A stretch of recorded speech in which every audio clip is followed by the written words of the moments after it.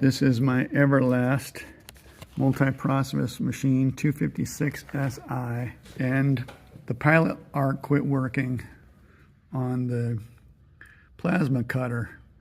So the manual says to set the point gap, and I found the point gap. It's right here. It's on the left side of the machine toward the front. You loosen this locking nut and turn that screw with a slotted screwdriver. And it's supposed to be between 30 and 45 thousandths. And to put a feeler gauge there, just lift it up like that.